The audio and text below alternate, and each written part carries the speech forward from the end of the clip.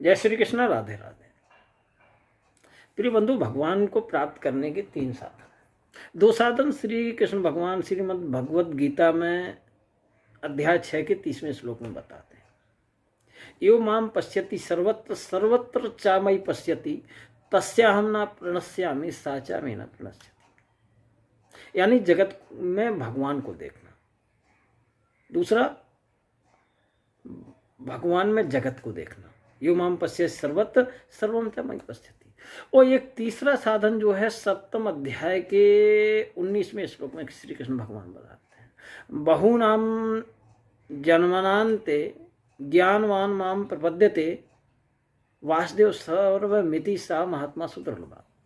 यानी इन तीनों में शीघ्र जो भगवत प्राप्ति का सर्वश्रेष्ठ साधन वो है जगत को भगवत स्वरूप देखना। जगत को भगवत स्वरूप देखना अर्थात सब कुछ जो कुछ है भगवान ही है, ऐसा स्वीकार करना। सिया राम में सब जग जानी, ये स्वीकार करना। तो फिर क्या होगा? करहूँ प्रणाम जोर युग पानी। फिर सबके प्रति आदर, भावना, सत्कार, ये सब चीजें हमारे अंदर आ जाएंगी। तो ये सर्वश्रेष्ठ क्यों है? वासुदेव सर्वम जो है पहले के 2 साधनों से श्रेष्ठ क्यों है? क्योंकि दूसरे साधनों में वासुदेव सर्वम की भावना अंत में आती है और वासुदेव सर्वम में पहले से ही भावना होती है। श्रीमद् भागवत में भगवान श्री कृष्ण ने वासुदेव सर्वम के बारे में यही चीज बोली है 11वें स्कंध में उद्धव जी से।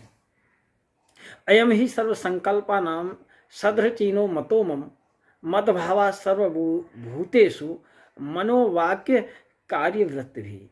मेरे प्राप्ति के जितने भी साधन, उनमें सबसे श्रेष्ठ साधन यही समझता हूं कि समस्त प्राणियों में, पदार्थों में, मन, वाणी और शरीर के समस्त व्यवहार में मेरी ही भावना होनी चाहिए। उपनिषदों में इस बात को समझाने के लिए 3 दृष्टांत दिए हैं, सोने का, लोहे का और मिट्टी का। जैसे सोने के अनेक गहने होते हैं, उन गहनों की अलग अलग आकृति, नाम, रूप, तौल, उपयोग, मूल आदि होते हैं, पर उनमें सब सोना एक ही होता है। एक दृष्टांत समझिए, एक परिवार था बहुत बड़ा, तो किसी समय पे उस परिवार ने बहुत उन्नति की, प्रॉपर्टी खरीदी, मकान, दुकान, ये सब चीज़ें। तो उन्होंने कहा चलो सब भगवान ने ही दिया है, तो एक गणेश जी की मूर्ति और उनके वाहन मूषक की मूर्ति लाए।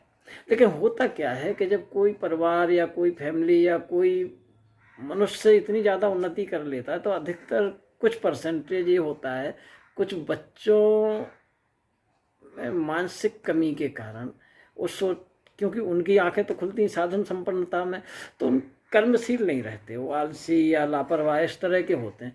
तो उस परिवार का क्या होता है, जिस परिवार में ऐसे बच्चे होते हैं, धीरे धीरे उसका पतन होना प्रारंभ हो जाता है और तीसरी और चौथी पीढ़ी तक वो परिवार बिल्कुल पतन के गर्त में चला जाता है और फिर वहीं से ABCD शुरू होती है, तो चौथी पीढ़ी तक वो जाके नॉर्मल होता है। वही इस फैमिली के साथ हुआ। उनने उन्नति की, सब सुविधाएं जोड़ी, तो उनके बच्चे लापरवाह हो गए, व्यसनों में लग गए और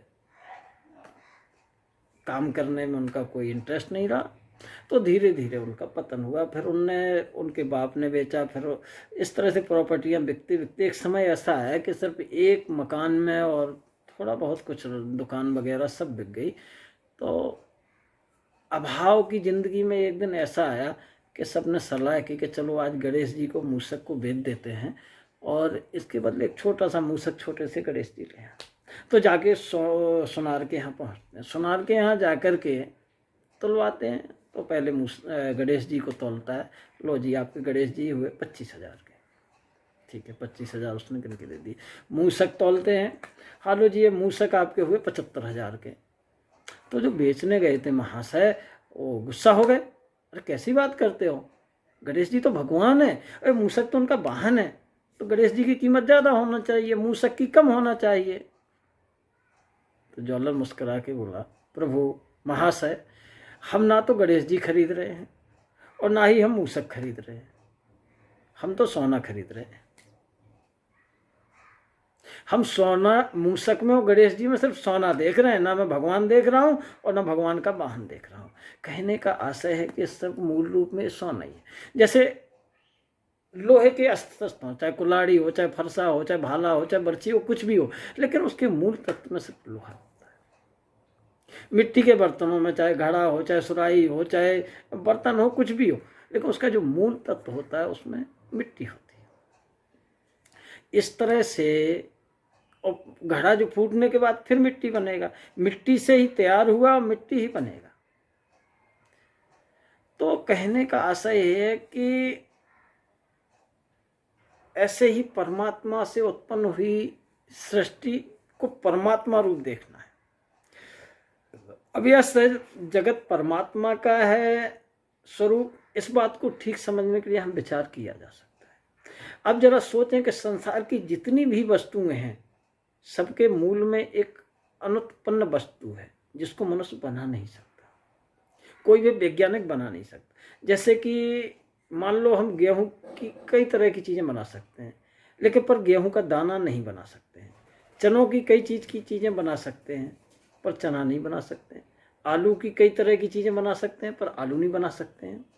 तो एक मनुष्य शरीर से कई मनुष्य पैदा हो सकते हैं, पर जिनसे शरीर पैदा होता है वो रजवीर हम नहीं बना सकते हैं। तात्पर्य है कि जितनी वस्तुएं हैं उनमें मूलभूत धातु जो बीज को बड़े से बड़ा वैज्ञानिक भी नहीं बना सकता। हाँ, उनमें परिवर्तन कर सकते हैं, दो को परस्पर मिला सकते हैं, पेड़ और पौधे की कलम करके उससे दूसरा फल पैदा कर सकते हैं, उसमें विकृति पैदा कर सकते हैं। जैसे गधे और घोड़े से एक तीसरी जाति क्या प्रकट हुई, खच्चर। लेकिन मूल बीज जो है उसे नहीं बना सकते हैं, उसे पैदा नहीं कर सकते, कारण कि मूल तत्व जो है वो स्वतः सिद्ध है, पर मनुष्य का बनाया हुआ नहीं है। पृथ्वी तो भगवान का बनाया हुआ है, और वे भगवान संपूर्ण संसार के आदि और बीज है। भगवान ने कहा भी है गीता में ही, मैं एक चीज तो जरूर कहूँगा कि श्रीमद् भगवद गीता जो है इतना अद्वितीय ग्रंथ है, क्योंकि है ही वो हरिमुख की वाणी, सकल शास्त्र की स्वामन, श्रुतियों की रानी। तो उसका एक एक श्लोक, एक एक मंत्र हमारे जीवन के लिए अगर हम चिंतन करें तो बहुत कुछ प्राप्त हो सकता है, चाहे वो कर्म की दृष्टि से हो, चाहे ज्ञान की दृष्टि से हो, चाहे भक्ति की दृष्टि से, जो जो उससे चाहता है वो उसे प्राप्त हो जाता है। तो भगवान कृष्ण कहते हैं मम योनिर महद ब्रह्म तस्मिन् गर्भम दधाम्यहम् संभवः सर्वभूतानां ततो भवति भारत।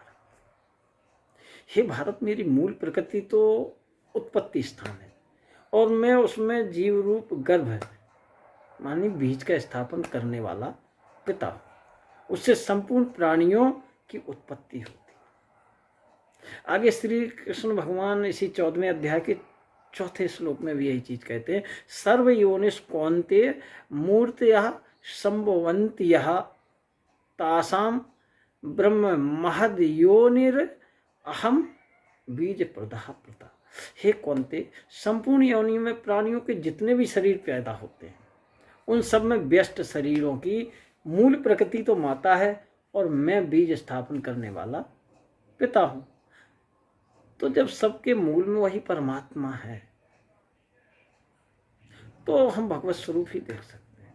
तो इसलिए अपनी भावना ये करनी है कि सिया राम मैं सब जग जानी, करहूं प्रणाम जोर युग पाने, ऊर्ध मूलम अधः शाखम। जो हमारी सबकी सृष्टि की पूरी जड़ है, चाहे वो जलचर, थलचर, नभचर, पेड़ पौधे, कुछ भी हो सृष्टि में एक उसका जो मूल है ऊर्ध भगवान है, और ये सब शाखा है। तो सब में एक तरह से वही हरि ही समाया है। तो जब ये भावना हो जाएगी, इस तत्व को हम जान जाएंगे, तो फिर वासुदेव सर्व ये भावना हमारे अंदर आ जाएगी। तो जब हम ये सोच लेंगे कि सिया राम मैं सब जग जानी, तो हम सबको आदर देना सीख जाएंगे, सबका सम्मान करना सीख जाएंगे।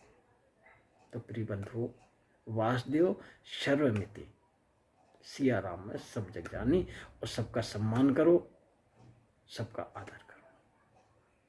जय श्री कृष्ण, राधे।